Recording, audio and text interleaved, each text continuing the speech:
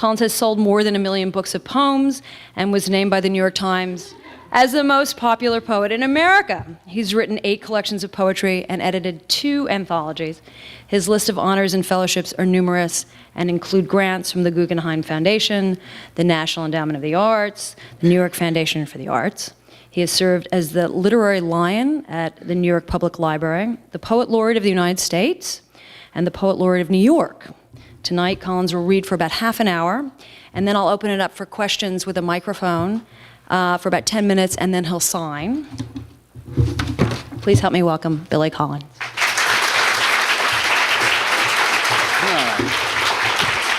Thank you. 1 million minus 700,000. I don't know, not 1 million, but I think there are 1 million books in this bookstore, maybe. But well, it's so nice of you to come out tonight, and you can hear me okay now. Is that all right? Let me begin. I'm just going to read for a little while, but let me begin by reading a rather old poem. I want to read some new poems, then some old poems, then some really old poems, and some poems I don't remember writing. But this is a poem called the title is Another Reason Why I Don't Keep a Gun in the House. The neighbor's dog will not stop barking. He is barking the same high, rhythmic bark that he barks every time they leave the house. They must switch him on their way out. The neighbor's dog will not stop barking. I close all the windows in the house and put on a Beethoven symphony, full blast, but I can still hear him, muffled under the music, barking, barking, barking. And now I can see him sitting in the orchestra, his head raised confidently, as if Beethoven had included a part for Barking Dog.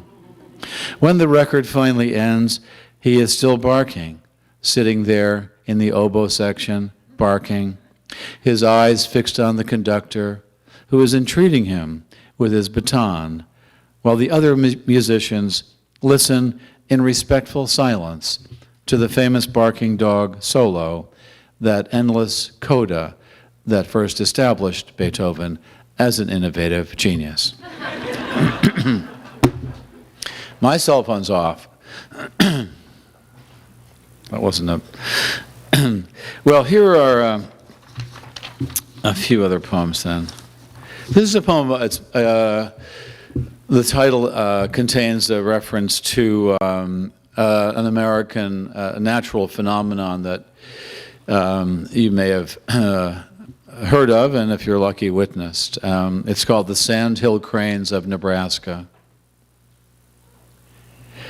Too bad you weren't here 6 months ago, was a lament I heard on my visit to Nebraska.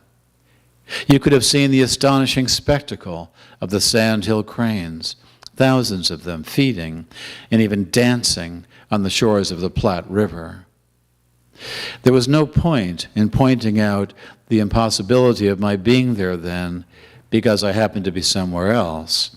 So I nodded and put on a look of mild disappointment, if only to be part of the commiseration.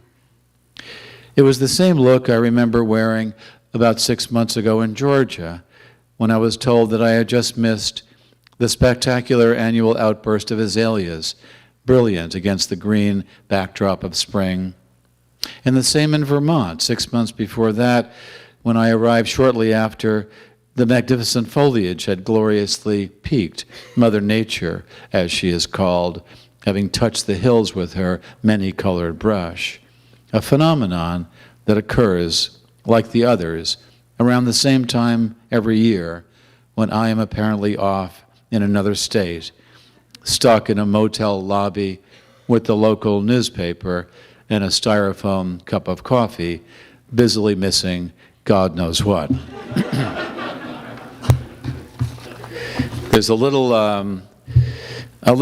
background to that, which is a little secret of indebtedness. I probably couldn't have written that poem were it not for Howard Nemeroff, who, when asked, as a number of us writers were some years ago, to come up with a new word. Someone was compiling a dictionary of new words. And the idea was not to be funny. It wasn't like Sniglets or something, but it was actually asking writers to find a hole in the language and fill it with a make-up word. But the best word in this dictionary was the word that Howard Nemerov made up. It's a verb, a transitive, very transitive verb, actually. And the verb is to azaleate. And to azaleate someone means to commiserate needlessly with a visitor about some natural phenomenon that they just missed by coming too late, or they will miss by leaving too early. So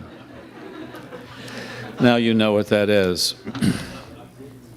To azaleate. So that's a little, behind every poem has probably, I think, an autobiographical secret, and it also contains an indebtedness secret. In the case of this next poem, the indebtedness is no secret.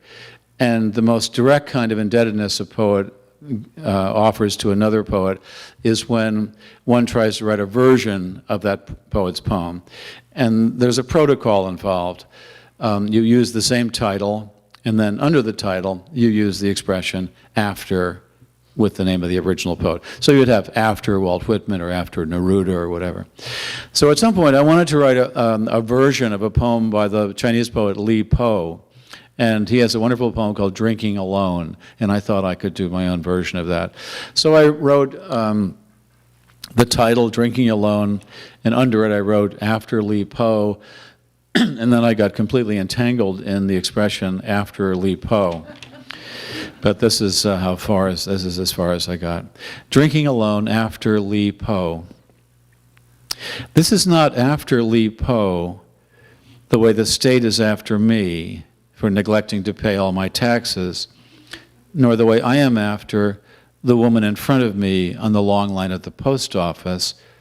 Li Po, I am not saying after you as I stand holding open one of the heavy glass doors that divide the centuries in a long corridor of glass doors. No, the only way this is after you is in the way they say it's just one thing after another, like the way I will pause to raise a glass of wine to you after I finish writing this poem. So let me get back to sitting in the wind alone among the pines with a pencil in my hand. After all, you had your turn, and mine will soon be done. Then someone else will sit here after me. So, this is a poem addressed to someone, and I suppose the subject is Adolescents. A friend of mine who at the time had 2 teenage daughters, when I asked him on the telephone how they were doing, he said, they're committing adolescence.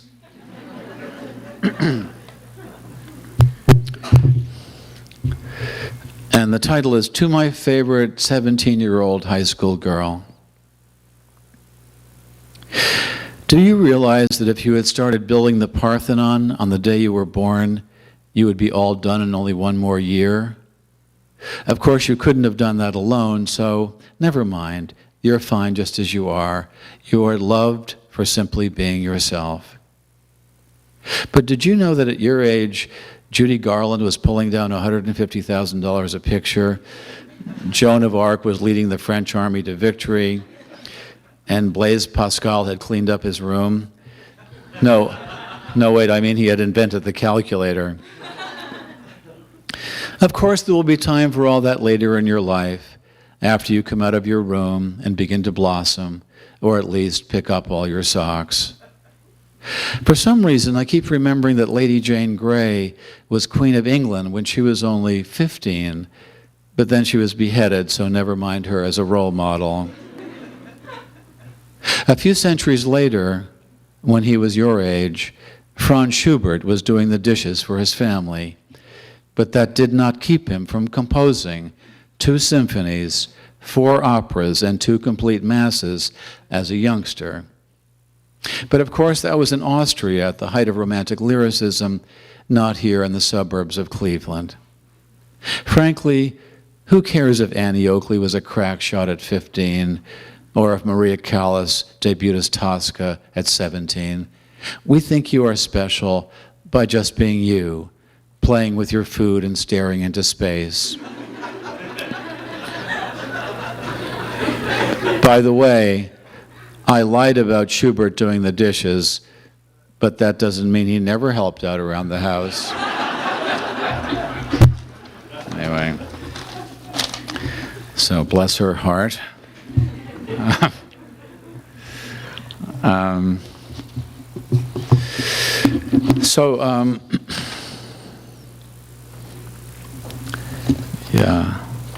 Let me read a couple of poems from this newer book, Horoscopes for the Dead.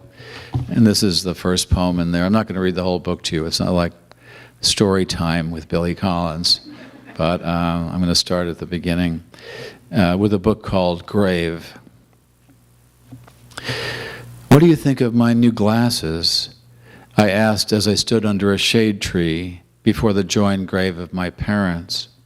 And what followed was a long silence that descended on the rows of the dead and on the fields and the woods beyond, one of the 100 kinds of silence, according to the Chinese belief, each one distinct from the others, but the differences being so faint that only a few special monks were able to tell them all apart. They make you look very scholarly, I heard my mother say. Once I lay down on the ground and pressed an ear into the soft grass. Then I rolled over and pressed my other ear to the ground, the ear my father likes to speak into. But he would say nothing, and I could not find a silence among the 100 Chinese silences to fit the one that he created, even though I was the one who had just made up the business of the 100 Chinese silences, the silence of the night boat and the silence of the lotus, cousin to the silence of the temple bell, only deeper and softer, like petals at its farthest edges.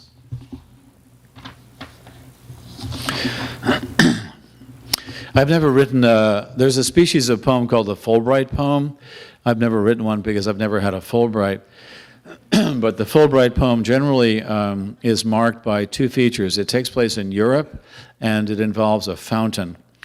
And so when you come back from your Fulbright, you hand in your poem to the committee, and they look at it and say, Europe, and there's the fountain. Okay, you're good. And then you're satisfied your Fulbright requirement. However, this poem does take place in Europe, and but it's the real subject of the poem would seem to be more about heat and what it does to perception. Because it takes place in Sicily in August, which is a bad time to be in Sicily. And it's called Palermo. It was foolish of us to leave our room. The empty plaza was shimmering. The clock looked ready to melt. The heat was a mallet striking a ball and sending it bouncing into the nettles of summer. Even the bees had knocked off for the day. The only thing moving besides us, and we had since stopped under an awning, was a squirrel who was darting this way and that, as if he were having second thoughts about crossing the street, his head and tail twitching with indecision. You were looking in a shop window, but I was watching the squirrel, who now rose up on his hind legs, and after pausing to look in all directions, began to sing in a beautiful voice a melancholy aria about life and death, his forepaws clutched against his chest, his face full of longing and hope, as the sun beat down on the roofs and awnings of the city, and the earth continued to turn and hold in position the moon, which would appear later that night as we sat in a cafe, and I stood up on the table with the encouragement of the owner and sang for you and the others the song the squirrel had taught me how to sing. It's not exactly true, but it's something there. This is a a poem, I think it's in here, called What She Said, and it's called that because I wanted to make it clear that it's not me talking. It's probably closer to the aforementioned, don't you love that word, aforementioned 17-year-old, and it's called What She Said. When he told me he expected me to pay for dinner, I was like, give me a break. I was not the exact equivalent of give me a break.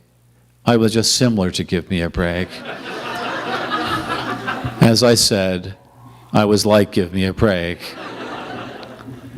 I would love to tell you how I was able to resemble give me a break without actually being identical to give me a break. But all I can say is that I sensed a similarity between me and give me a break. And that was close enough at that point in the evening, even if it meant I would fall short of standing up from the table and screaming, give me a break, for God's sake, will you please give me a break? No, for that moment, with the rain streaking the restaurant windows and the waiter approaching, I felt the most I could be was like, to a certain degree, give me a break.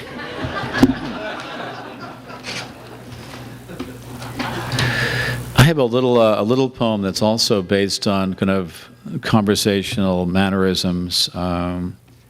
It's only 9 lines long. It's called "Oh My God," and it's narrated, as you'll see, by a very rather naive speaker. Oh my God. Not only in church and nightly by their bedsides do young girls pray these days. Wherever they go, prayer is woven into their talk like a bright thread of awe. Even at the pedestrian mall, outbursts of praise spring unbidden from their glossy lips.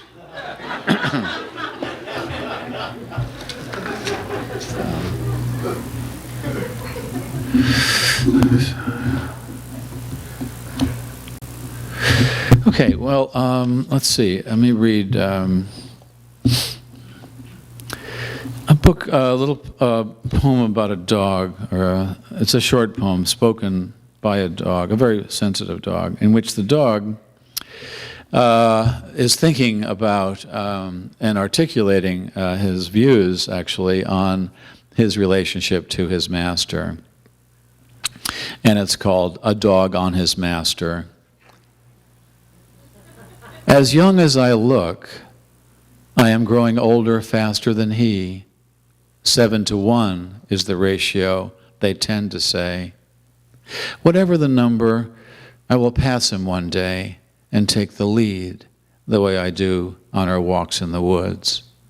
And if this ever manages to cross his mind, it would be the sweetest shadow I have ever cast on snow or grass.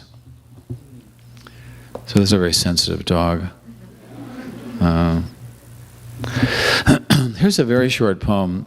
If there's a name for this species of poem, I don't know it, so I don't think there is one, but it would be a word to describe poems that make absolutely no sense without their titles. And this is a 4-line poem, and the title is Divorce. Divorce. Once, 2 spoons in bed, now tined forks across a granite table, and the knives they have hired. So there. That's right. That's that's the feeling there. So there was a period where, I'm all with Nelson Algren, I guess, who said a little subject matter goes a long way, and it's probably pretty clear from what I've read so far. You're nodding with some recognition there. But there was one point where I was really kind of flatlining and couldn't find a point of insertion to even begin a poem. So I wanted to keep writing, of course. I didn't want to be obstructed by a lack of something to say or some self-expressive urges. So I just wrote, I would write on the top of a piece of paper some nonsense phrase or something I'd heard on the television or saw in a magazine. And just imagine if that's the title, well, what are you going to do? So I'll give you an example from that particular period. And the poem is called Hippos on Holiday. Hippos on Holiday is really not the title of a movie, but if it were, I would be sure to see it. I love their short legs and big heads, the whole hippo look. Hundreds of them would frolic in the mud of a wide, slow-moving river, and I would eat my popcorn in the dark of a neighborhood theater.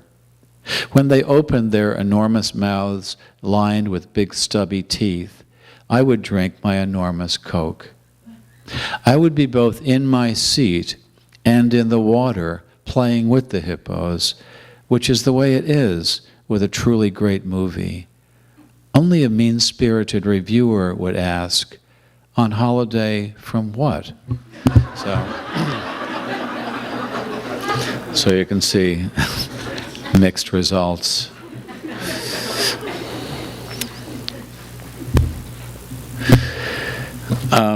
I caught myself reading a book. I don't know why, but it was called something about how to write. It was called How to Write Fiction, and it was almost like How to Write Fiction for Dummies. It was pretty much couched at that level, and it was a simplified kind of instruction where there were definite do's and don'ts about what to avoid, what to do, and you'll be a great novelist. And one of the ones was. Use if you're going to use dialogue tags, make sure they relate directly to what's just been said. So you wouldn't want to say something like, help, I'm drowning, she implied, or something like that. Anyway, she suggested. And but the rule that kind of got me and started this poem going was the rule was never use suddenly just to create tension. And one of the examples was something like, I put the gun to her temple and pulled the trigger. Suddenly, shots rang out. So I thought, as a poet, after I got back to being a poet, I thought it would be fun to actually violate some of these strictures intentionally. So the poem is called Tension. Suddenly, you were planting some yellow petunias out in the garden, and suddenly I was in the study, looking up the word oligarchy for the 37th time. When suddenly, without warning, you planted the last petunia in the flat, and I suddenly closed the dictionary, now that I was reminded of that vile form of governance. A moment later, we found ourselves standing suddenly in the kitchen, where you suddenly opened a can of cat food, and I, just as suddenly, watched you doing that. I observed a window of leafy activity, and beyond that a bird perched on the edge of the stone bird bath, when suddenly you announced you were leaving to pick up a few things at the market, and I stunned you by impulsively pointing out that we were getting low on butter, and another case of wine would not be a bad idea. Who could tell what the next moment would hold? Another drip from the faucet? Another little spasm of the second hand? Would the painting of a bowl of pears continue to hang on the wall from that nail? Would the heavy anthologies remain on their shelves? Would the stove hold its position? Suddenly it was anyone's guess. The sun rose ever higher in the sky.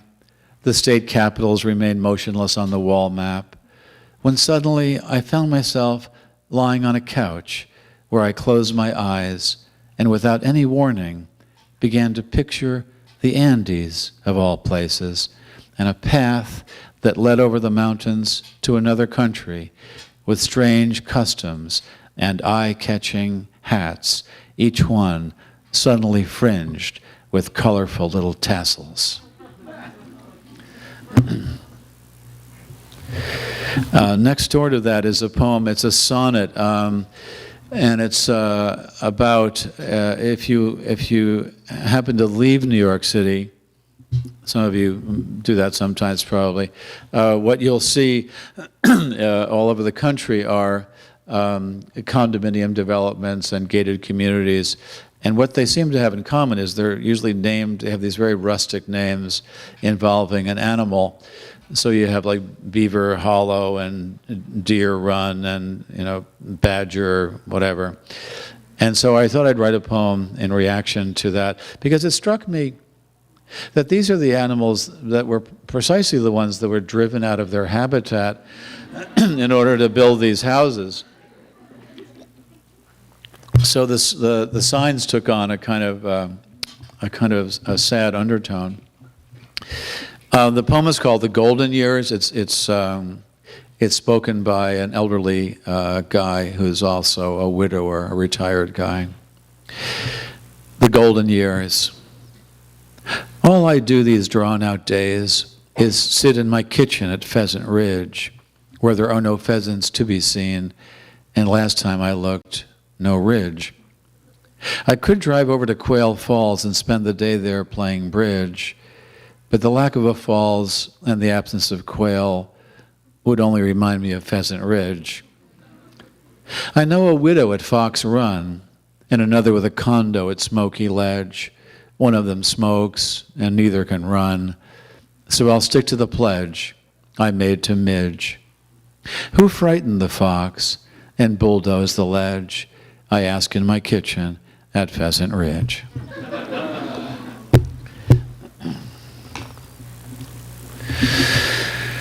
Let's see here.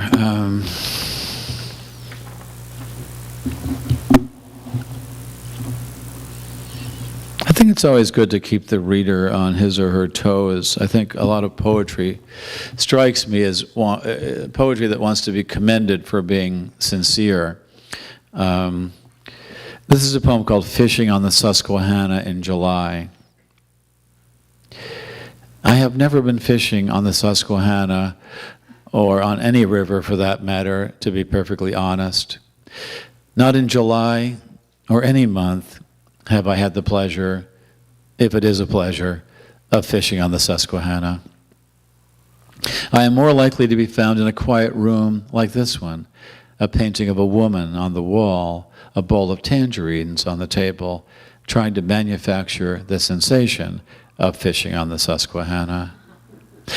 There is little doubt that others have been fishing on the Susquehanna, rowing upstream in a wooden boat, sliding the oars into the water and raising them to drip in the light. But the nearest I have ever come to fishing on the Susquehanna was one afternoon in a museum in Philadelphia, when I balanced a little egg of time in front of a painting in which that river curled around a bend under a blue, cloud-ruffled sky, dense trees along the banks, and a fellow with a red bandana sitting in a small green flat-bottomed boat holding the thin whip of a pole. That is something I am unlikely ever to do, I remember saying to myself and the person next to me. Then I blinked and moved on to other American scenes of haystacks, water whitening over rocks, even one of a brown hair who seemed so wired with alertness, I imagined him jumping right out of the frame.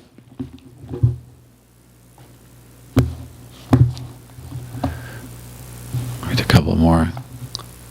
This is a poem, I think, with a helpful title. I like poems with big titles. I think one of the best titles of any poem written in English is Thomas Gray's poem called "Ode on the Death of a Favorite Cat Drowned in a Tub of Goldfishes," which is enough to stir me up without even the poem.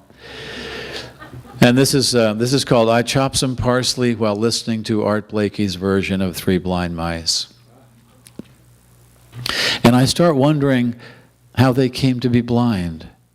If it was congenital, they could be brothers and sisters. And I think of the poor mother brooding over her sightless young triplets. Or was it a common accident, all three caught in a searing explosion, a firework perhaps? If not, if each came to his or her blindness separately, how did they ever manage to find one another? Would it not be difficult for a blind mouse to locate even one fellow mouse with vision, let alone two other blind ones? And how in their tiny darkness could they possibly have to run after a farmer's wife? Or anyone else's wife, for that matter, not to mention why. Just so she could cut off their tails with a carving knife is the cynic's answer. But the thought of them without eyes, and now without tails, to trail through the moist grass or slip around the corner of a baseboard, has the cynic who always lounges within me, up off his couch and at the window, trying to hide the rising softness that he feels. By now, I am on to dicing an onion, which might account for the wet stinging in my own eyes, though Freddie Hubbard's mournful trumpet on Blue Moon, which happens to be the next cut, cannot be said to be making matters any better. So I think I will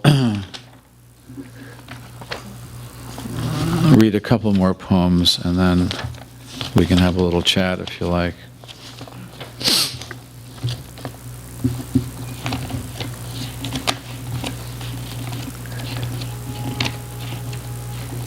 Okay.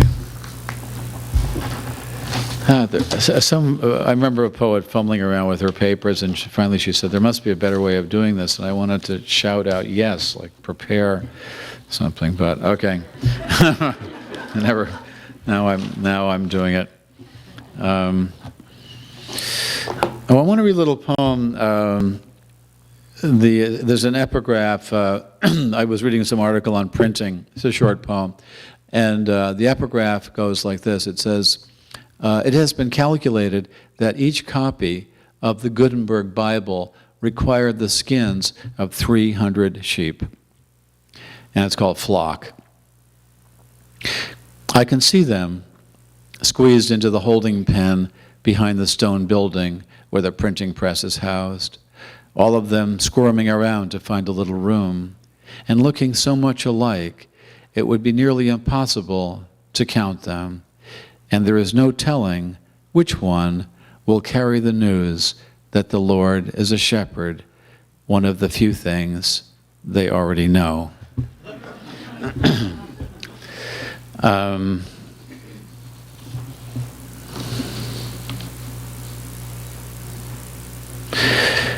So here's a poem, and I'll just, I think I'll just read this one and then one more.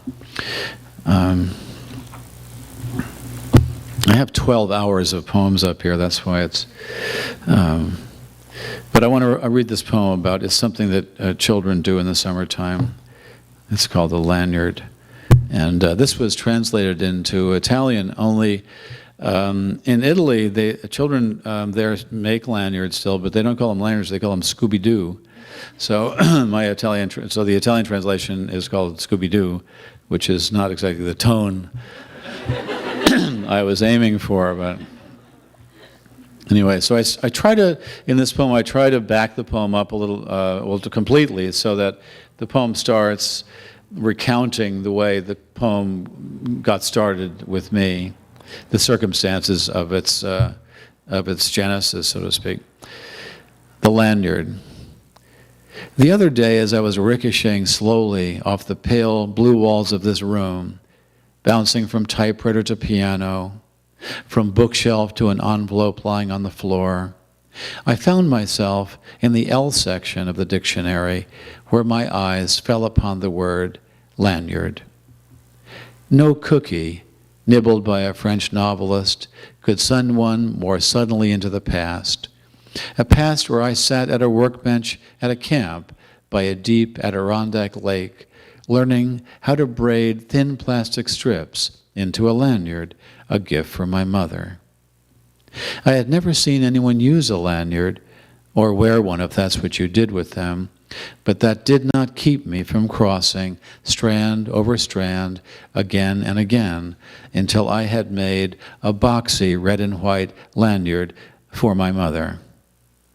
She gave me life and milk from her breasts, and I gave her a lanyard.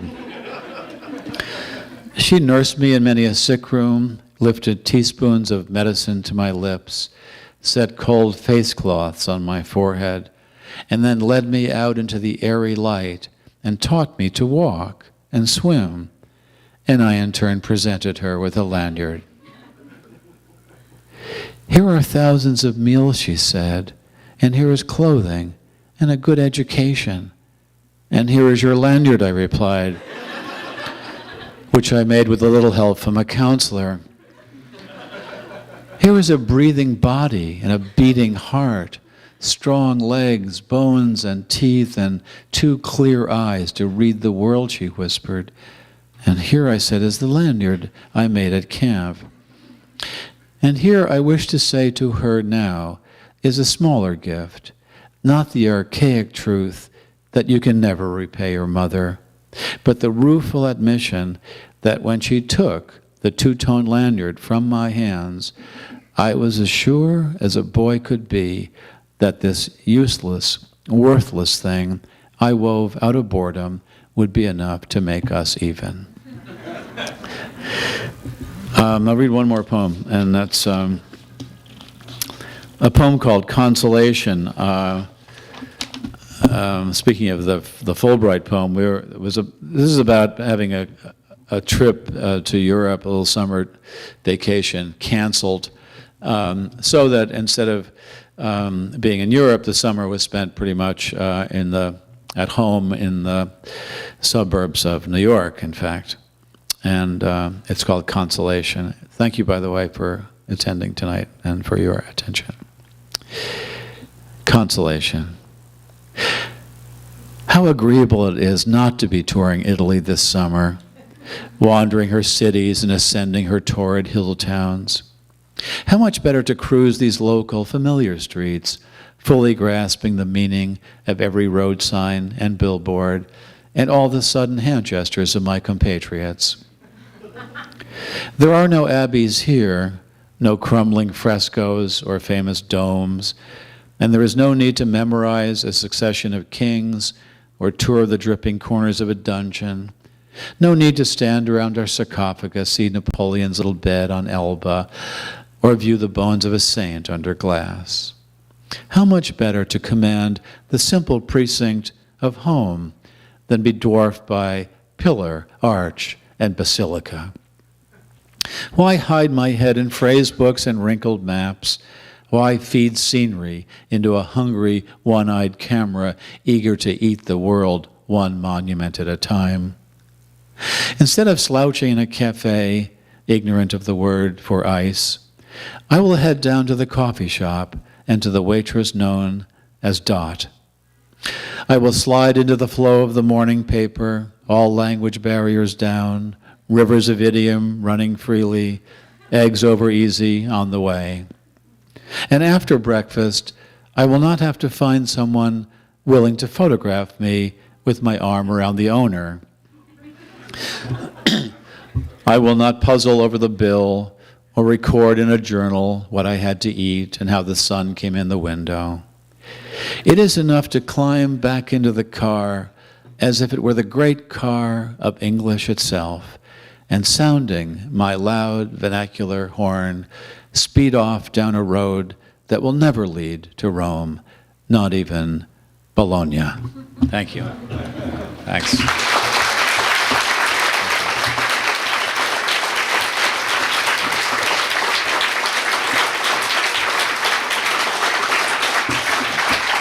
Thank you. Thank you so much.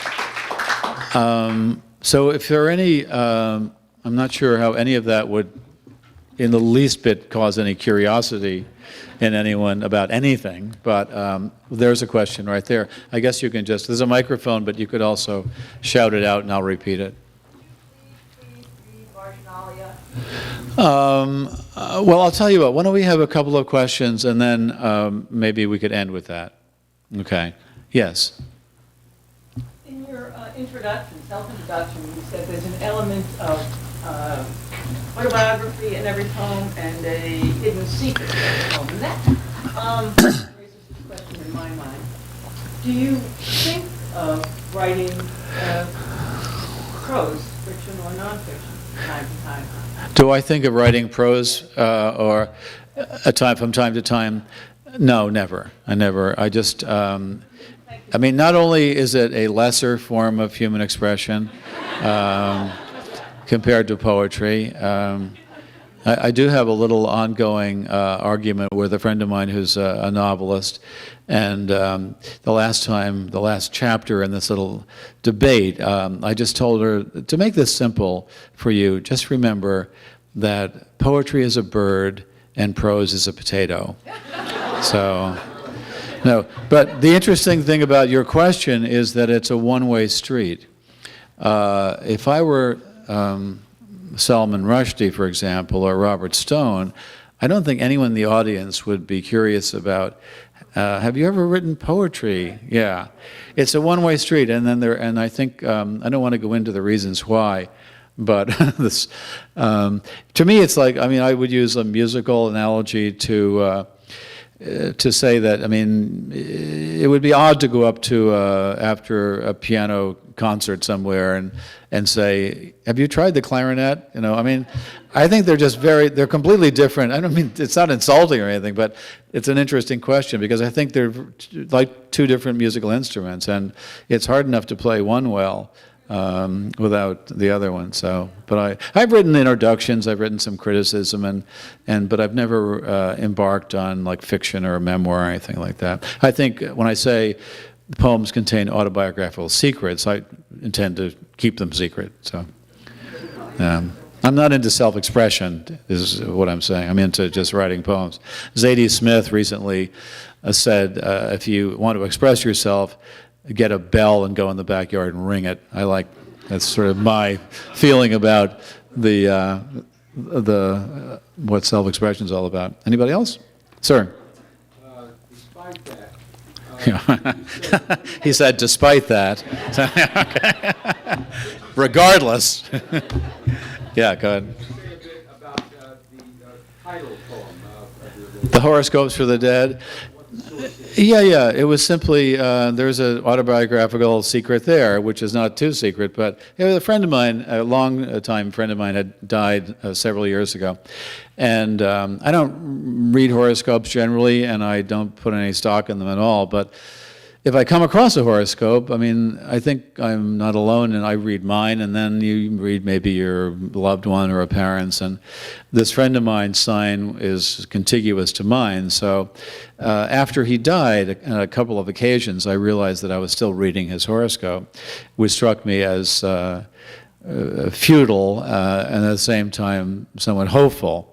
So I just imagined, the poem is just about the sort of pointlessness and the sweetness, in a way, of imagining the dead have a future. Yeah. Thanks so much. Yeah. Say about Washington, D.C., you have to sign a waiver. Talk about it. Well, do you mean what happens in D.C. stays in D.C.? Yeah. Being a part of the government. Oh, I wasn't a part of the government. No, that's a I'll relieve you of that misconception. I think you're talking about me being poet laureate during the administration of George W. Bush. Yeah. I have nothing to do with the poet laureateship has nothing to do with the executive branch. The poet laureate is appointed by the Librarian of Congress and is an employee of the Library of Congress. It would be like accusing someone who worked in the Bureau of Engraving designing stamps that would be a political act because it would be a matter of saying that kind of is throwing in with the administration. So, Insight into Washington? pardon me?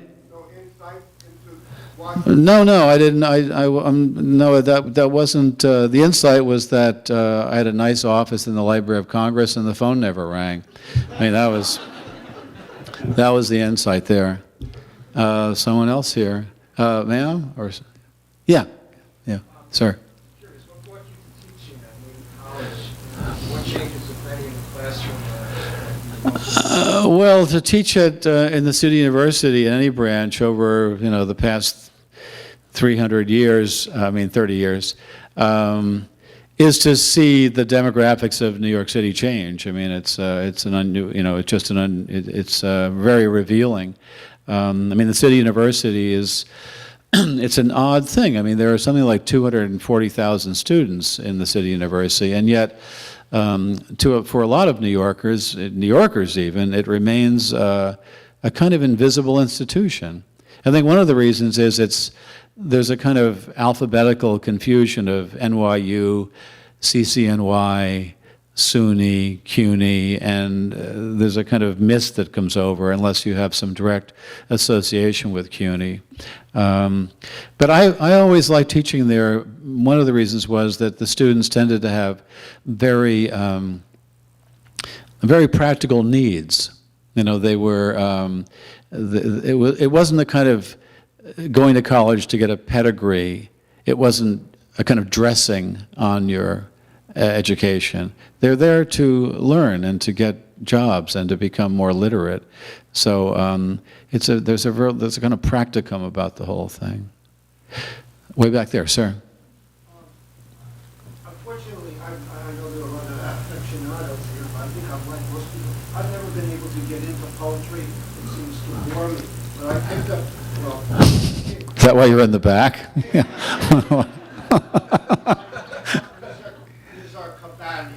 Letter from Beirut. He's an Arabic poet, and I read it in Arabic, just like I read a song to Roland in French.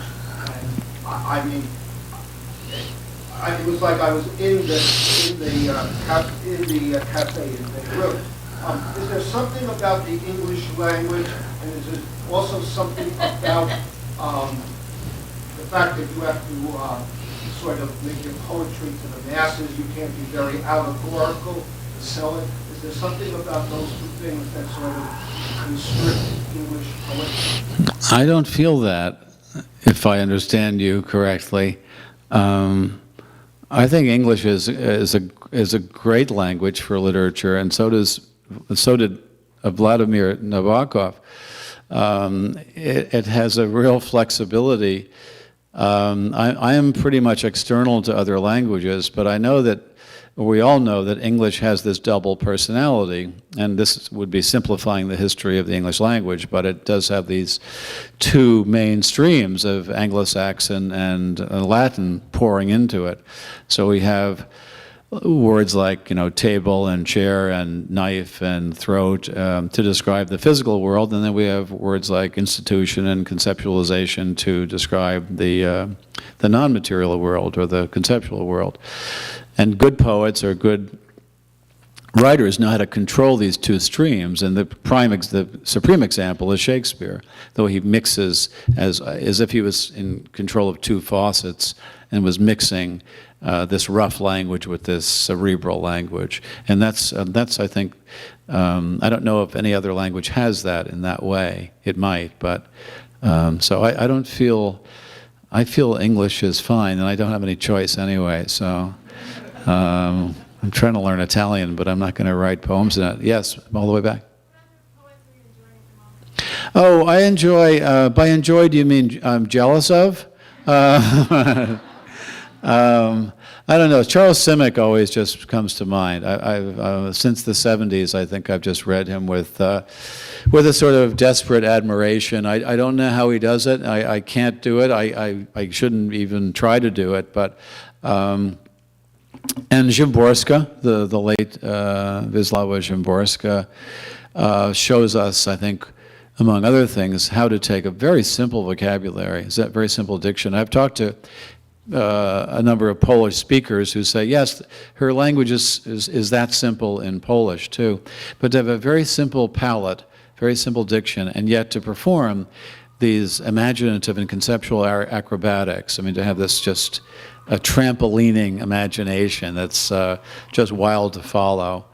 And Simic just knows how to take a noun, undressed, apron, street lamp, store window, no embellishment, no need to dress things up. He clearly understands what Emerson called the speaking language of things. That is that, the flower, the pebble, the Coke bottle, whatever it is, it's speaking already. It doesn't need adornment. And I think Simic's amazing in the way he can say something like knife or broom, and he evokes not just the thing, but it's sort of like the history of the thing. It becomes this kind of mythic object. So anyway, and it just goes on. I mean, it's all about influence, I mean, which is basically jealousy, as I said. Professors call it literary influence, but it's jealousy. And that's what drives people to write, I think. Maybe one more, or? Yeah. I teach middle school English, and I usually start off with introduction to poetry when we're discussing poetry. Yeah. So I was wondering, if you were teaching middle school English, what poem would you be doing? Well, I don't know, probably Hausman's poem, the cherry tree poem, something very simple like that. I guess I found in teaching poetry, I came to a kind of crossroads when I was in my teaching, because basically when you're teaching poetry, despite that poem, you end up, you're talking about meaning. I mean, we're basically extracting meaning from the poem. And I realized at some point that when I wrote a poem, meaning was the last thing on my mind. I never gave it a thought. And basically, I was just in a poem, I'm just trying to find the next line. I'm trying to find a way for the poem to go, and I'm trying to get to some destination. I'm not thinking about what's the poem about or meaning, or I'm not thinking of how will people write study questions about this poem and make any sense out of it. So I tried to bring some of that into my teaching, and I tried to substitute for the question, what does a poem mean? The question, how does a poem go? How does a poem get where it's going? So to see the poem begins here, and then 40 lines later it's in a very different place. Well, how did he or she get there? And you can follow it. I mean, if it's a good poem, you can see these shift points and kind of this kind of point-by-point navigation of the poem through a path of a variety number of little maneuvers in search of a destination. A poem is always searching for its own ending, and that's what poets are thinking about. It's not a search for insight, particularly. It's a search to be over with. Anyway, thank you so much for coming tonight.